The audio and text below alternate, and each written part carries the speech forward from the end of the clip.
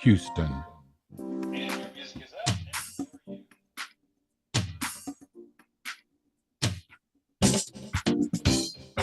Welcome to Politics Done Right.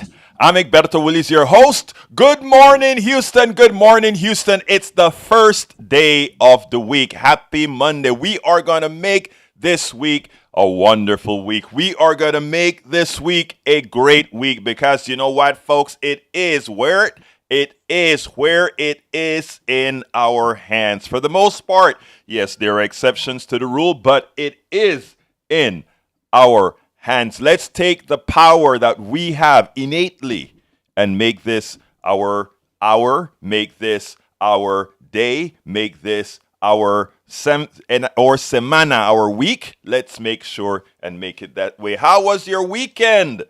I trust your weekend was fine. If it wasn't fine, let's go ahead and repair what needs to be repaired to make it fine. Not Anyway, long enough.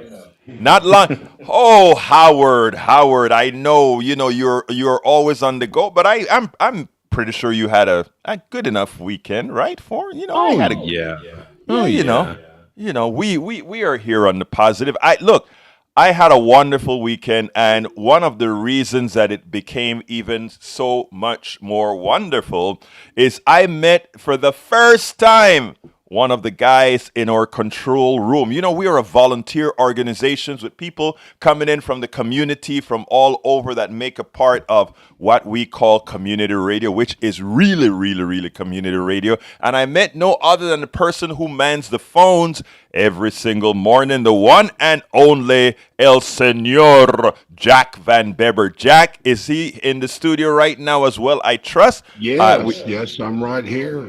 We had a great time, and after speaking to Jack and getting some of Jack's own wisdom, Jack came up and said, Egberto, I have a lot of things that I write down about what's going on in today's society. And the man came with a book full of stuff that he writes down. So I said, you know what, we're going to have that good old Jack Van Beber's Minute. Do you have a word of wisdom for us this morning, Senor Jack?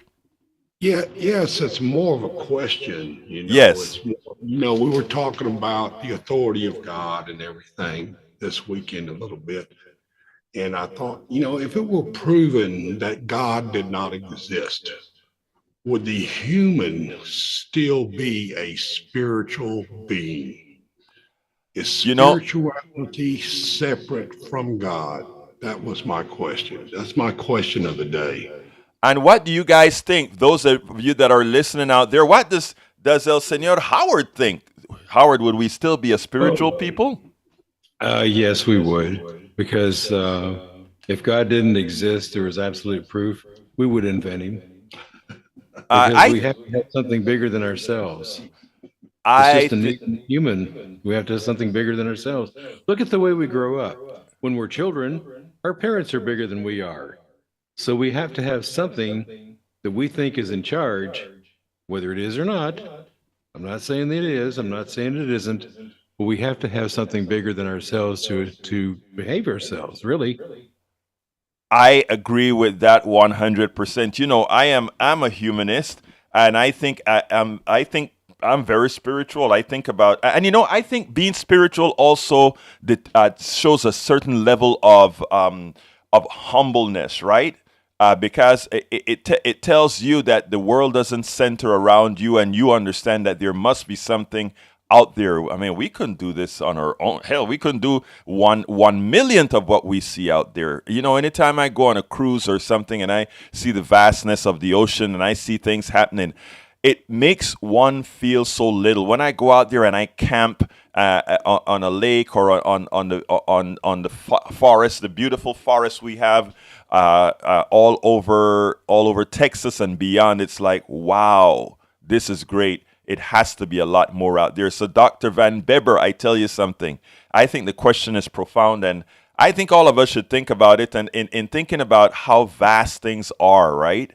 I think it should give us a humility that we should all cherish, to put it bluntly. Your thoughts, Jack? Well, it didn't. It really didn't happen by happenstance. There's a big design in the world now. Just exactly what everyone's role is. Well, you find your way. You found your way. I found my way. Jack found his way. We all do.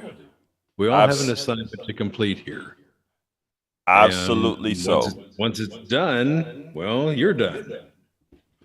You got that right. You got that right. Anyhow, folks, in the studio, we want to thank El Senor Jack Van Bever for manning the phones, and of course, Howard Reynolds for keeping this station up running with what he likes to call the tins and the strings and tins, or all that good stuff out there Tin to make it cans and work. string. The tin It's tin cans and string.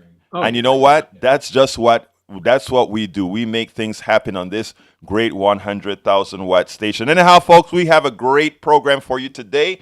And remember, I have to remind you all, this is your program.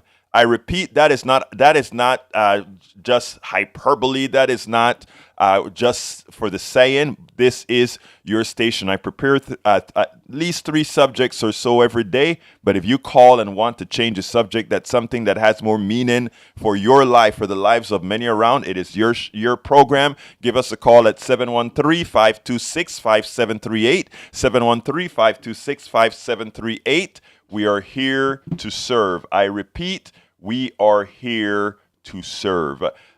Look, there are several ways that you can get to our program. You can tune us in at 90.1 FM Houston on your dial, the good old-fashioned way. You can download the program, tune in from either Android or Apple, and search for KPFT, and you can stream us directly from the app on your phone or on your computer.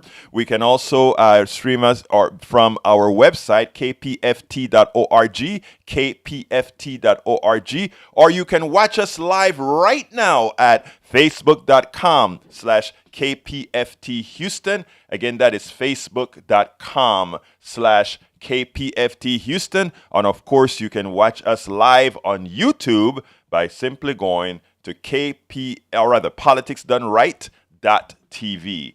Politicsdoneright.tv. We're here to serve you. Please call early. Don't wait till the end of the program where we are having to rush folks to get to the next caller, etc. 713-526-5738. Again, that number is 713-526-5738. Title of the show today, Rattner deconstructs debt ceiling. Ayman Mohyeldin roasts Christie, a GOP senator, kids, and Jesus. It's amazing that kind of interesting that as I gave it that title, that Van Bever will come in and say spirituality. Interesting. All right, subtitle, Steve Rattner deconstructs the debt ceiling agreement. Ayman Mohyeldin roasts former Governor Chris Christie as he hypocritically challenges Trump, and the GOP senator shows his ignorance about race. And it's what Joyanne Reed did to him that I think is noteworthy. Anyway, folks, let's go ahead and get started with the first part, and that is a journalist. Actually, you know what? I want to start on the debt ceiling because that got resolved. The president gave a little speech earlier on, I think, Friday night, where he talked about what it was all about, etc., and why we had to go through it. But Rattner did a deconstruction of the debt ceiling that I think is apropos. So I'll go ahead and play that now. Again, if you want to make comments on this thereafter, 713-526-5738. Again, that is 713-526-5738. Do remember to hit extension 2 so that you can get on air right away. Extension numero 2 so you can get on air right away. In case we don't get through the entire program, you can always find the entire program along with the videos, etc. at politicsdoneright.com/newsletter. politicsdoneright.com/newsletter. Here is the first piece. Let's get what again? Let's get busy. Steve Rattner, there's nothing like charts. Steve Rattner comes out and started to detail exactly what happened in the debt ceiling agreement. And it turns out that after looking at the details, President Biden did even much better than we all thought. And that's important. But he didn't do much better because what was there was all that great. What he did better for is because, again, the Republican had no answers. And the truth of the matter is anything they would have that would have been left in their budget plan would have not only hurt the Democrats, but it would have hurt the Republicans even worse because their people are more dependent on these particular provisions than Democrats are, to put it bluntly. But anyhow, the reason they had to walk away in the long run, it's because the fact that they had nothing to offer. They are performative and they're not really policy wonks that actually go in there and get something done. Check this out from Steve Rattner, and then we'll take it on the other side. Steve Rattner with his charge. Steve, let's dig into some of the details of this deal. We've talked a lot about the politics. Who got the better of this one? There were more Republicans who voted against this, against the thing their own speaker had negotiated, than there were Democrats. And it is all, I think, an indication that, in fact, the White House did get the better of the deal. They're not taking a victory lap at the moment because they don't want to upset what looks like a pretty positive course in the Senate. But I think you'll see them perhaps do that at some point because they deserve it. And we can take a look at some of the provisions. Ed mentioned a few of the things, but this is a comparison between the two bills. This is the House GOP bill that they passed. This is what they said they were prepared to have go into law. And this is the deal that ultimately emerged. They wanted to cut domestic spending, non-defense spending, to $555 billion. It would have been 740. It was 744 billion in the current fiscal year. It ended up at 704. Ed mentioned these 10-year caps. This is really important. They wanted to cap this thing for 10 years. They only got 2. And so if the Democrats were to be back in power in 2 years, they can undo as much of this as they want to. He mentioned the IRS clawback. They wanted 80 billion. They got maybe not even 21 billion. I won't get into the weeds on that, but that number could be smaller. And the irony here is that the IRS more money the IRS actually reduces the deficit because then they can collect more from the tax evaders and tax avoiders out there. But nonetheless, most of this was preserved. The Republicans wanted a very broad work requirement. They wanted basically everybody receiving public assistance other than Social Security to be working, and they got a tiny fraction of that. On the student loan situation, where there has been this moratorium, the Republicans wanted every penny of that money paid back. They're not getting any of that. All they're getting is that the freeze that's in existence on student loan repayments would end, which it's going to anyway, and it would restrict the ability to put in another moratorium, which nobody wants to do anyway. So essentially, there's no difference on student loans for what would have happened anyway. No change on taxes on either side. No increases in the loopholes closed. We can discuss whether that's the best idea, but that's where they came out. And then, importantly, the Republicans wanted to repeal all of the green energy tax credits in the Inflation Reduction Act, and they got 0 on that provision. What were the spending cuts really like as you look inside this legislation? Sure. Let's take a look at that. So, as I said before, we can look at the fiscal 2024. That's the next year. Of non-defense discretionary. That's where all the action was. That's what was on the table. Nothing else was even on the table, really, to be changed. And so the president in his budget proposed a bit over $800 billion.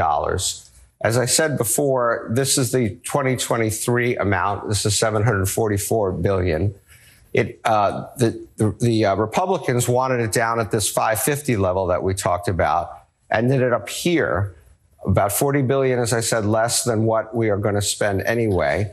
And then a bit less than, but 110 billion less than the Biden proposal, 145 billion more than the Republican proposal. So we didn't end up in the middle. We ended up on the Biden side of the ledger. And then this one is really important. So as I mentioned a minute ago, the Republicans wanted a lot of these. This is SNAP. This is our food stamp program. The Republicans wanted a lot of these people out there working and a very broad work requirement. They also wanted a work requirement on what we would colloquially call the welfare program. They got absolutely 0 on welfare. On food stamps, all they got was that people between 50 and 54 would have a work requirement, but they exempted veterans. They exempted people with housing problems from all of this. And so there are some numbers coming out suggesting that actually there may be fewer people working, or at least required to work under this, than what we have now. With us being concerned about the debt, about $31 trillion debt, which Donald Trump's contributed to more than anybody in American history. How does this deal work for us? Well, look, it's a start. It does reduce the debt and deficit over the long term. But let's just take a look at some of the history that you referred to, Joe, and I think you'll see what the magnitude of the problem is. So this is our history of revenues and expenses on a national basis. And all this stuff in the middle is deficit, which becomes debt. If you go back to the late 90s, remember that in the Clinton years, we actually had a surplus for a few years. And then we got into the financial crisis and it all ballooned. Then we started working it down. And then Trump shows up right here. And since Trump showed up, what's happening? The deficit and the debt gets larger. Obviously, there was COVID, but even before there was COVID, you had the Trump tax cuts, which were supposed to pay for themselves. And instead, you can see revenues going down here as a percentage of GDP. On the spending side, for all the brave talk, spending actually started to go up even before the COVID spike. And so all this pink stuff between these two lines, all this pink stuff are deficits and debt that Trump added to our problem. Under Biden, you can see outlays starting to come down, revenue starting to go up. We're starting to get that deficit down. This will help, but it is a big problem in which Trump was a contributor, not a helper, toward getting to a lower deficit picture. But we shouldn't also forget, Joe. Steve Rattner pointed out something that is very interesting. Like we've been preaching for quite some time, tax cuts don't pay for themselves. In fact, tax cuts negatively affect the economy in most cases that we've done thus far because we've given tax cuts when there should have been no reason to give them. Supply side doesn't work because if you want more economic activity, you throw the money into the hands of people that are going to spend it and not people who may or may not invest it. And even if they invest it, they don't invest it in things that people really want. Again, the only democratic form in which to give tax cuts is to give tax cuts to the people who need the monies the most and would throw it right back into the economy. That in the aggregate is what should be done. As far as the debt ceiling debate, the debt ceiling, it will only get reduced when we start taxing people appropriately. That we are overtaxed and all that kind of stuff, given the services that we provide, given the military that we have, etc. We're just not correctly taxed. Again, if you want a big, humongous military, if you want a state that gives all kinds of benefits to corporations, if you want all these things, great infrastructure, you have to pay for it. And that is the responsible thing to do. You cannot cut social programs as your method of balancing the budget. You must get the taxes to where they need to be, especially since most of the monies at the top was not really earned, but that's for another day. You know, I want to mention something because there's something that may come across a little bit concerning in that clip that I did a few nights ago, and it's the following.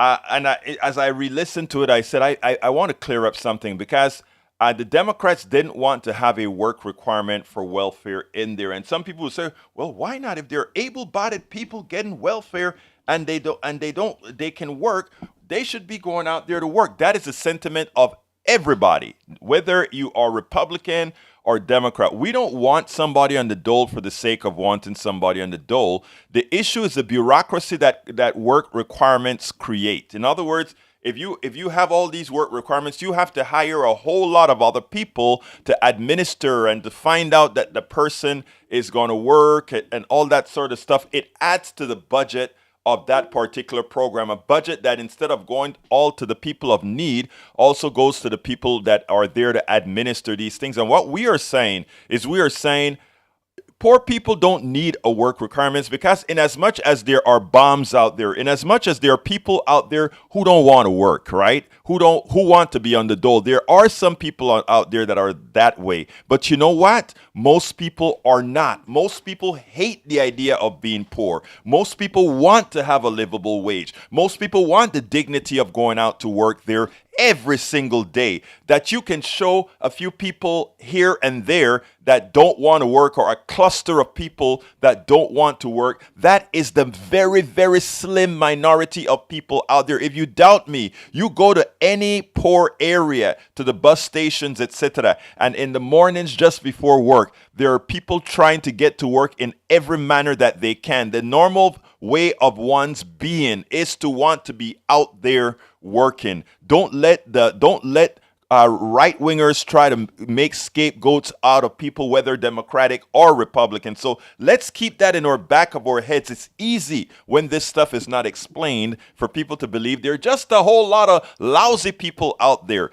I beg to differ. I've driven through Appalachia and people are at the bus stops. I've driven through the ghettos and people are at the bus stop. I've driven through the barrios and people are on the bus stop. It is a fallacy to believe that people don't want to work. But let's go a bit further. We don't ask, when we gave away PPP to businesses, we didn't ask them we didn't create a huge bureaucracy to go ahead and make sure that the millions of dollars that we've given these people, somehow they qualified for. When we give huge tax cuts, we don't go out there and monitor folks as we should to verify that they in fact deserve the tax cuts that they have. But when it comes to very poor people, when it comes to the middle class, we want them to prove every single penny that they get. And in so doing, what we're doing is minimizing the funds that we would normally put into the program to make sure that we have those who are there monitoring and governing.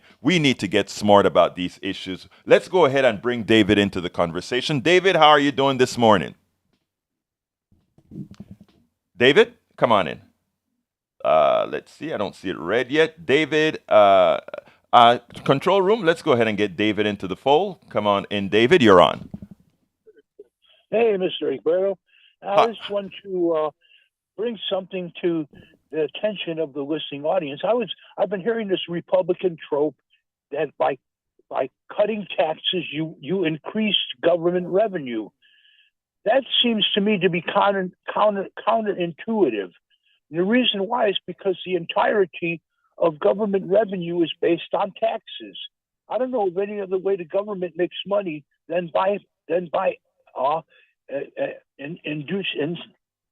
establishing a tax. David, let me explain to you what their theory is. And by the way, welcome to Politics Done Right. Melanie Keelan from Barcelona, Spain. Welcome to Politics Done Right. Love having you here, young lady. Anyway, let me tell you what their theory is, and it's a fallacy. And Rattner, in the piece that I just showed you there, actually explained the fallacy. They claim if we give tax cuts, what we do is we generate more economic activity, and if we generate more economic activity, more taxes will be collected on that economic activity that supersedes the amount of tax, the tax cuts that we give. It has never, I repeat, that has never ever been true. And even in the last $1.4 trillion tax cut that Donald Trump gave, Steve Rattner just showed the chart that even before COVID occurred, people can say, well, Donald Trump ballooned the budget because of that huge tax cut of the pandemic. That's not what started the rise of our deficit under Trump.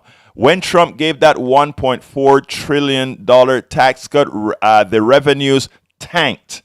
And Steve Rattner's chart, for those who are watching the program and not just listening to the programs, that stuff tanked. Our revenue tanked, our deficit exploded. People have to stop buying the fallacy that right-wingers say, that they say it somehow makes it true. I love numbers. That's what we do, David. Numbers. And the numbers from the days of tax cuts, even under Reagan, have proven false. Reagan's economy exploded not because of tax cut, but because of Keynesian economics by cutting taxes and at the same time ballooning the defense budget and social programs. We have to start accepting the truth and listening to the truth and looking at the numbers which are out there for all to see. Republicans make the assumption that you will decide to just listen to them and remain uninformed. Go ahead, David. Well, one of the things about Reagan, now, I don't know, to me, speech is an important aspect of communication. Reagan talks about this thing, his the way he put it was, he called it trickle down economics. Yes. And I considered, what is the word trickle? And A little bit. A little bit. That's right. It's a tiny little peep, beep, beep, beep. And this is what Reagan had planned for those of us in the 99%. It was a huge gusher upward toward the rich and a tiny trickle downward. And then you ask yourself, how the hell is that going to increase tax revenues when in fact the Reagan's idea was to, just like Mike Hickabee with his maximum wage, that his intention was that he was going to establish a policy that would allow those of us on the bottom rungs to make no more than a certain amount of income.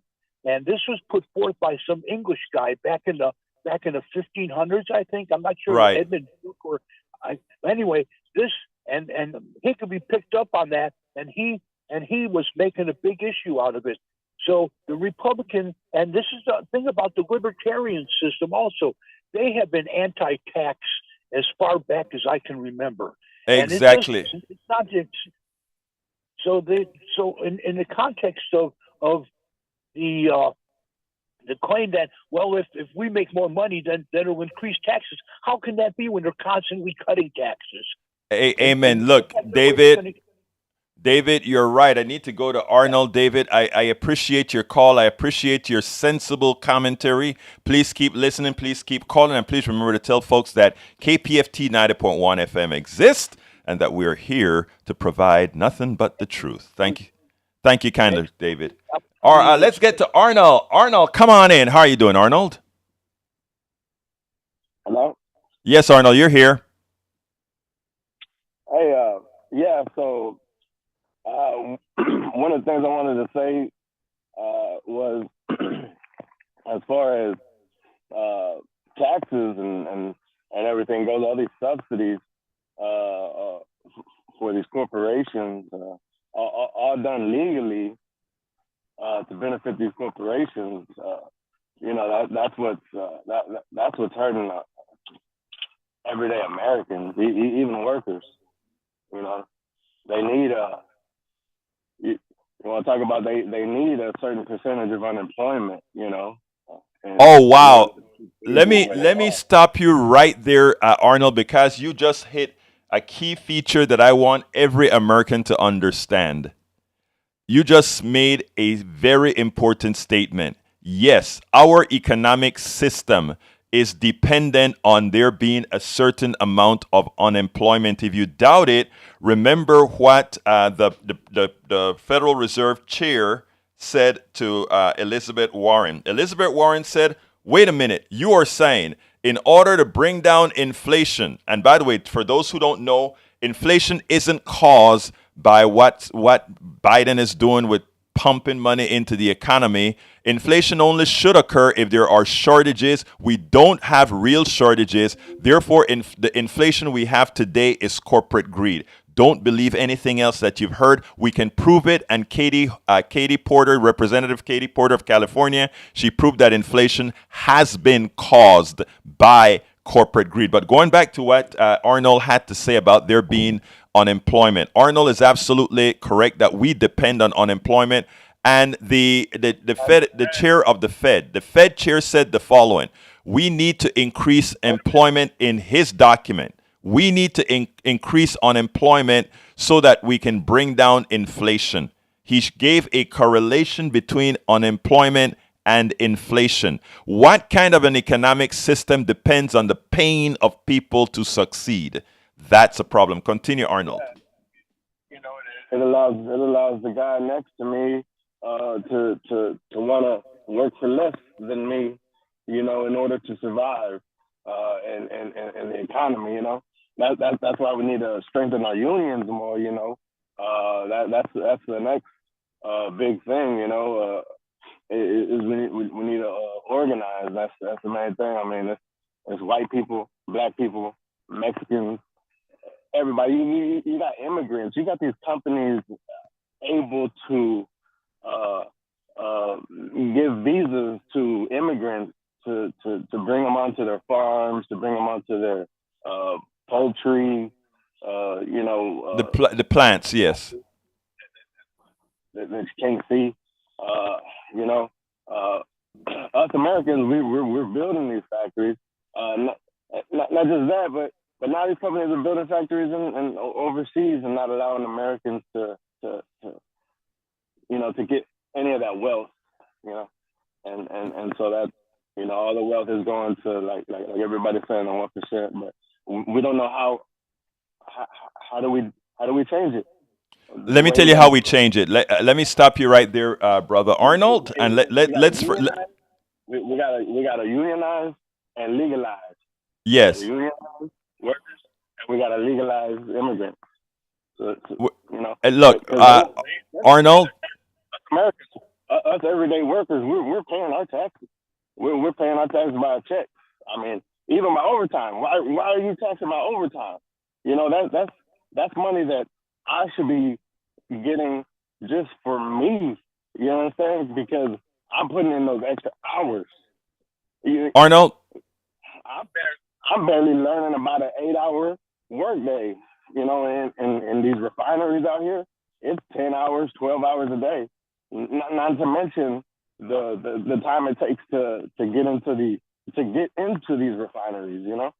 All right, Arnold. Let me stop you a second. Are you there? Let me stop you a second. Here's the deal. You asked, how are we going to solve this problem? We solve this problem doing exactly what you said, unionizing, and also realizing that the problem belongs to us all. Believe it or not, it's not even a black, Mexican, immigration, white thing. It is a we the people thing. There's a few on the top that creates all kind of issues among us to create dissension so that we don't get to work together. Once we start working together, all of us together, we're going to solve the problem. I got to go to Tori Arnold. I thank you so kindly for the call. Please keep listening. Please keep calling. Please keep sharing. You have a wonderful rest of your day, sir. All right, let's go to brother Tori. Tori, come on in. How are you doing this morning? Good. Good morning, Egberto. You are up again, Tori. You are up. Hey, got to do some yard work. You got to get up when it's nice and cool. There you go. Every once in a while, I see the morning. But, this is about basically the Koch brothers and taxes. This is, again, this is a note from the history department. My thing, I look at things from the long view.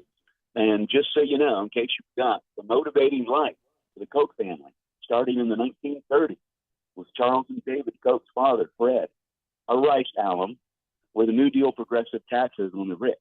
Everything the entire family ever did for the past 90 years was to fight Franklin D. Roosevelt's tax plan. Reagan got in some good stabs, but it was Trump. He was the matador that finally killed the heart of the New Deal, which was the tax code. It's the silver to their vampire heart. It's the only means to cure their disease and heal the nation's social safety net.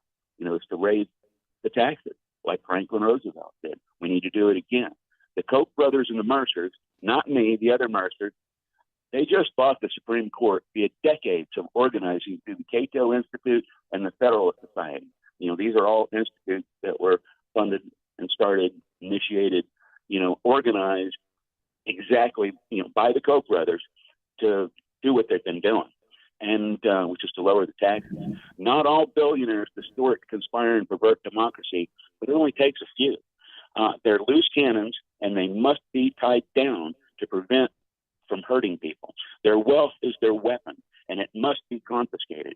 We need a rational ratio of wealth between the lowest and highest incomes just to keep the wheels on this compromised attempt at a democracy we call the U.S.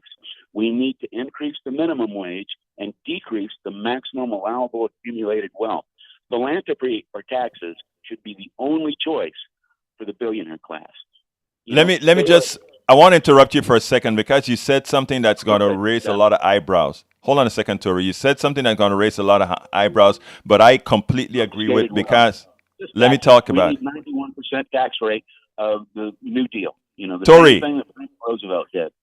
All right, Tori, listen, you said something that's going to probably get a lot of folks talking when you say we need to confiscate the wealth of the billionaire. And for those who think that's a harsh statement or that's a thievery type statement, let me forewarn those that there is not one person on this planet, neither the good ones or the bad ones, that has earned having $1 billion.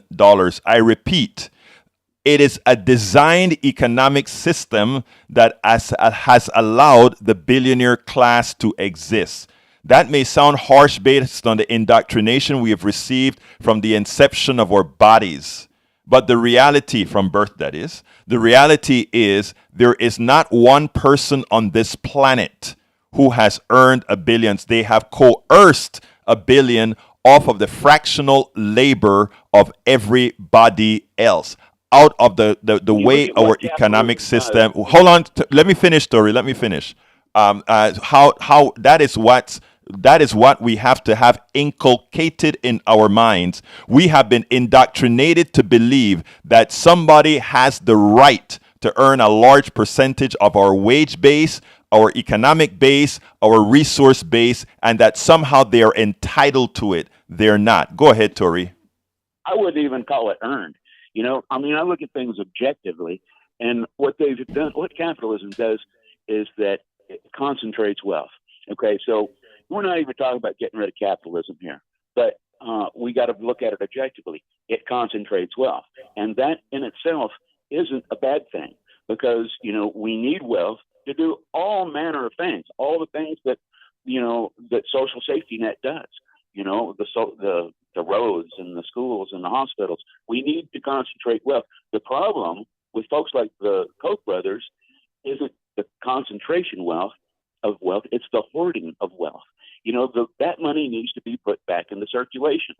Franklin Roosevelt had the right plan. The 1% pays a 91% tax rate. So it's fine for them to concentrate the wealth, but they got to put it back in circulation instead of hoarding the wealth. And there's, it comes from this mentality. Remember, these guys started off during the Great Depression. And there's a whole hoarding mentality, not just amongst the rich people, but even among poor people. My mom would keep little scraps of paper, tiny little pieces of paper. She wouldn't throw it away because we got to use everything. And so it's, there's an efficiency to holding on to things. But, at some point it becomes a sickness, and when it comes to billionaires wanting to keep more money than they'll ever possibly need, or their children or great-grandchildren will ever possibly need, it's a sickness. Hey, Tori, I don't want to get into semantics here about the concentration of wealth. An economic system that allows for the concentration of wealth is ill-advised. I think it's important that we don't give a pass to say that the system, yes, it's good for there to be somehow the concentration of wealth. There are systems. One can create a hybridized system that is sufficiently hybridized that it does not allow intrinsically for the accumulation of wealth, unearned wealth. I repeat, unearned wealth.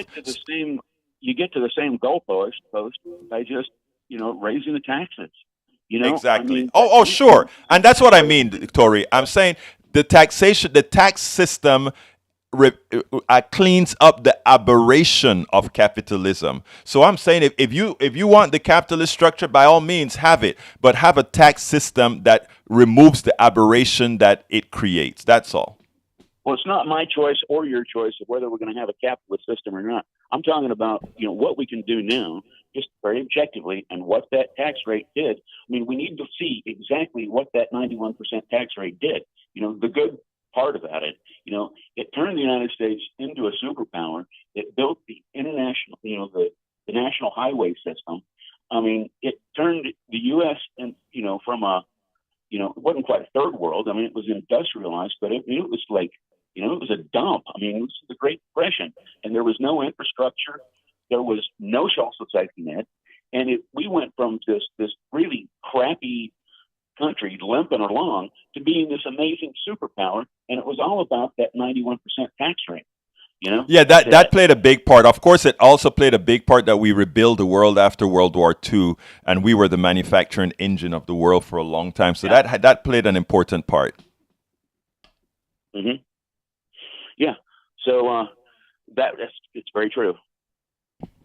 Anyhow, anything else you want to add, Tori, before I go to the next subject? No, that's it. Thank you so kindly for hey, look, I would like to feel that you woke up in the morning to listen to Politics Done Right, even though I know you wanted to get out and do the yard before it got too hot. But you know what? I'll still take the happiness that I could hear your voice, sir. Yeah, it's good to hear you too. You have a wonderful day, Tori. Great information. And as usual, we have our schooled poet. He has some good political poetry that you can find at my website as well. Good political poetry, Tori. You have a wonderful day, sir. All right. Cheers. All right, folks. Second subject was what again? A real journalist, Ayman Mohyeldin, roasts Chris Christie for a self-serving run against Trump. Journalist Ayman Mohyeldin roasted former New Jersey Governor Chris Christie for challenging Donald Trump after flip-flopping from being against him and then supporting him and being against him and then supporting him and now being against him again. So Mohyeldin warned the mainstream media to cover Christie's run in the proper context. You know, the one great thing that we have when we have good journalists out there is we get good reporting. So I want you to check this out and then we'll take it on the other side. By now, we all know that Chris Christie, former governor of New Jersey, said that he's going to get into the race and run for president of the United States, of course, in a Republican primary to challenge former President Trump. Well, his track record isn't good in that domain, but he's going to try. Some people think it's going to be great having a Chris Christie there, who is a tough talker, a patriot that's going to go in there to prevent Trump from running again. Well, you know, good journalism is important. And I think people forget the iterations of who Christie is, what Christie represented in the Trump administration. Well, you know who's not going to let you forget? A good journalist. Like whom again? Ayman Mohyeldin. Check this out, and then we'll take it on the other side. Happy to be on the Trump team. NBC News reports that this week, Trump critic turned Trump ally turned Trump critic again, I guess, Chris Christie will enter the 2024 Republican presidential primaries. For months, rumors have swirled around Christie's plans to enter the race, but almost no one believes he can win. And reports suggest that he might not believe that either. Instead, he is focused on what some are calling a kamikaze mission to take down Donald Trump. And in fairness, Christie carried out a similar mission in 2016. He is credited with snuffing out Senator Marco Rubio's presidential prospects after a fierce clash on a New Hampshire debate stage. But he never succeeded in doing the same to Donald Trump. Christie was a fierce Trump attacker early in the 2016 primaries, calling him a carnival barker and unserious entertainer, moonlighting as a politician. He suggested that nominating Trump would actually destabilize the GOP, and he put Hillary Clinton in the White House. And then, once Chris Christie realized that he couldn't actually beat Trump, he had a change of heart, changed his tune. He became one of the first high-profile establishment Republicans to endorse Trump's run, giving Trump a level of legitimacy, I could say, that was previously unattainable. He even vied to be Trump's running mate. And when that didn't pan out, he served as the head of Trump's White House transition team, at least until he was fired. And that is according to Chris Christie for clashing with Jared Kushner. And thus began the next phase of Chris Christie's career. He became a network news contributor, getting a constant source of income for opining on Trump and bashing the administration from a safe distance. And it seemed, at least for a while, that Christie had become a firm never-Trumper. Until, again, after years of attacks from news studios, Christie stopped hitting Trump, stepped back into the D.C. spotlight, and emerged as none other than chief organizer of Donald Trump's 2020 debate prep team, working with then-president to take down Joe Biden in front of a national audience.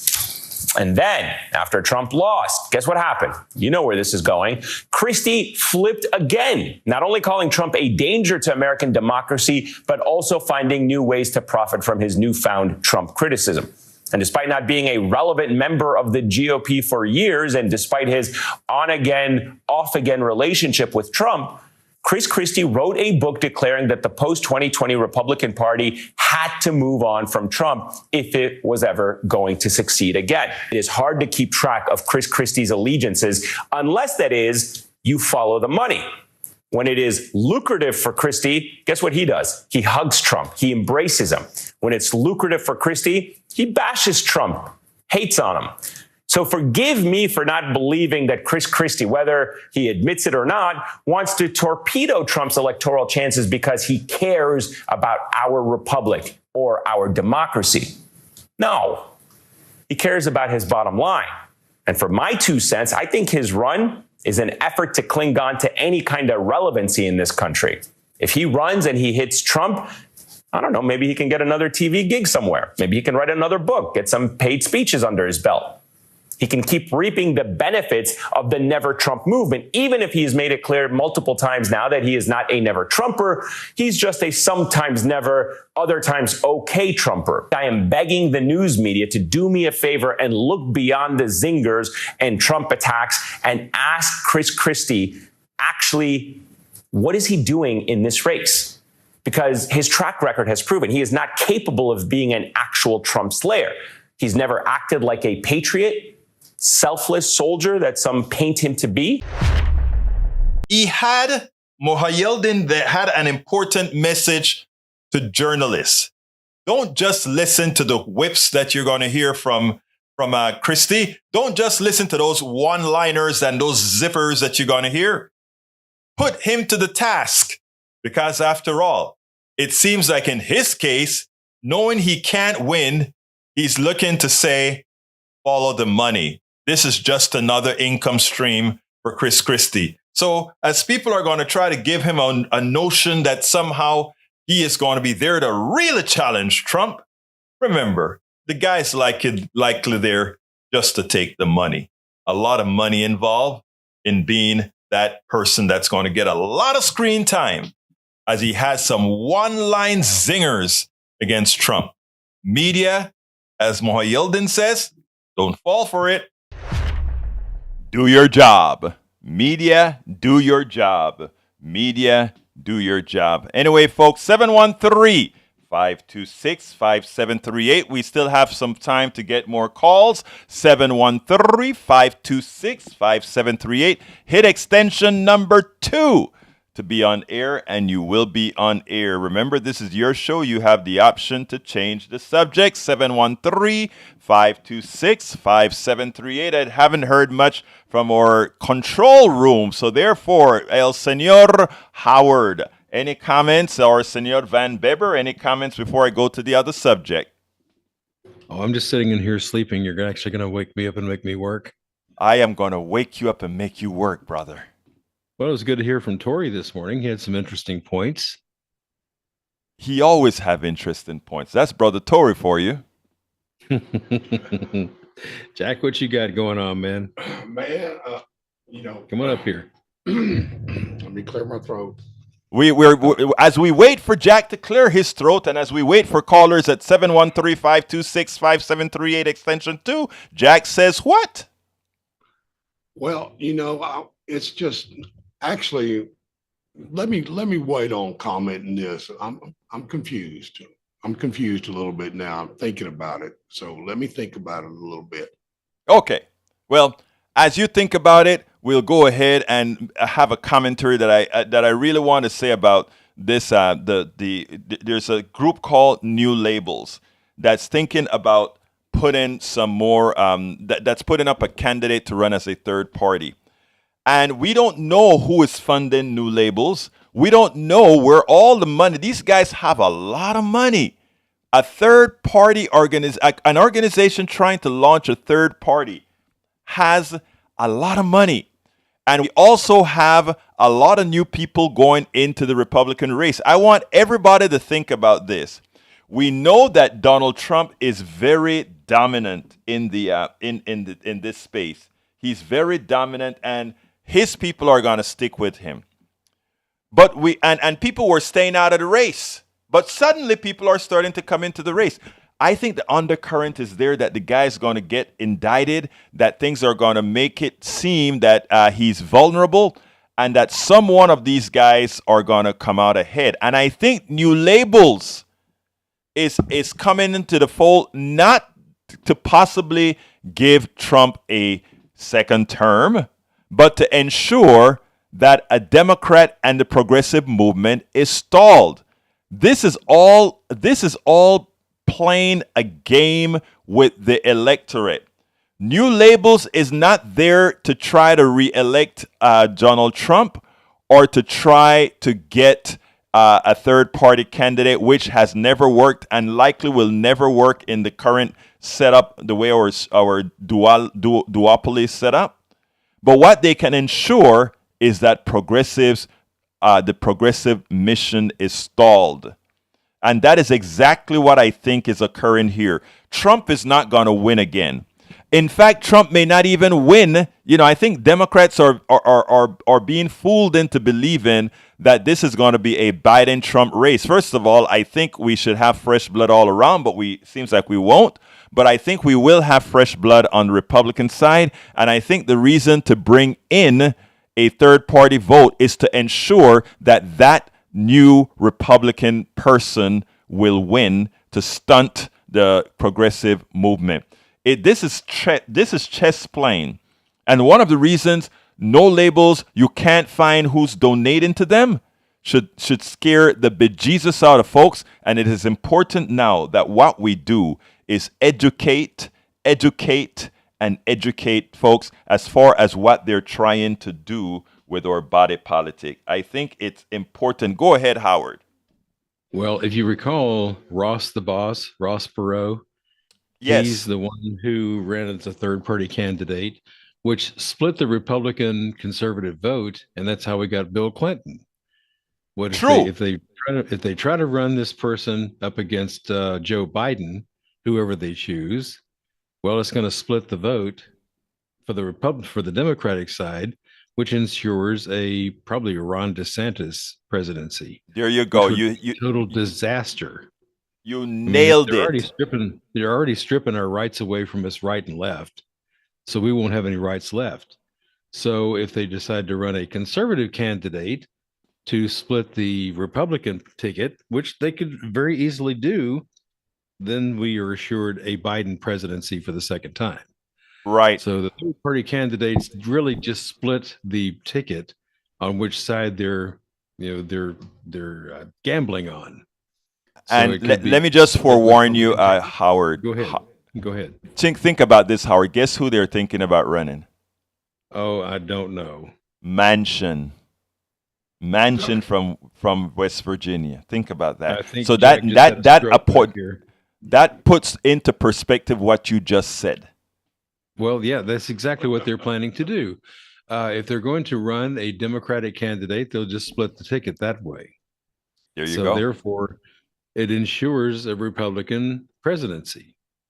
Same thing that happened with the original George Bush up against Ross the boss, because a lot of people voted for Ross the boss and split that ticket, and that's how we got Bill Clinton.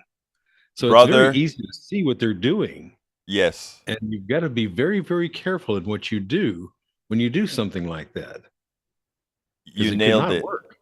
You nailed it. Let me get the last video in here. It's going to be just up on our closing time, and you're going to kick me off after. So let me get this one going, and we'll take it on the other side, my brother. Okay, I thought I had it going. There you go.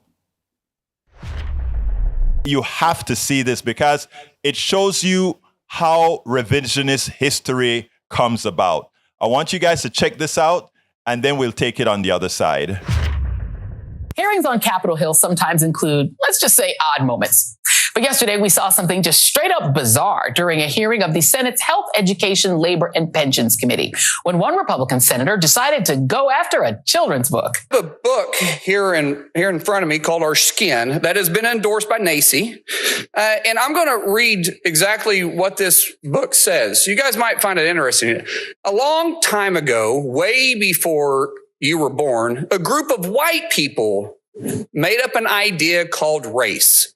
They sorted people by skin color and said that white people were better, smarter, prettier, and they deserved more than everybody else. This would be taught. If we socialize our pre-K system, this would be taught. Do you disagree with that findings in the book? 1,000%. How about we teach Jesus loves me? How about this? In teaching Jesus loves the little children, the lyrics go, red and yellow, black and white, they're all precious in our sight. Someone point at me that this being a truth, that white people developed race, that white people developed that all of a sudden that was our word that we developed. The shouty gentleman demanding to know whether it's better to teach Jesus loves me or a Christian children's song, or Our Skin, a first conversation about race, which is a children's book about race, is Mark Wayne Mullen, a former cage fighter turned Republican senator from Oklahoma, who I should note claims Cherokee heritage and pointed that out in the hearing.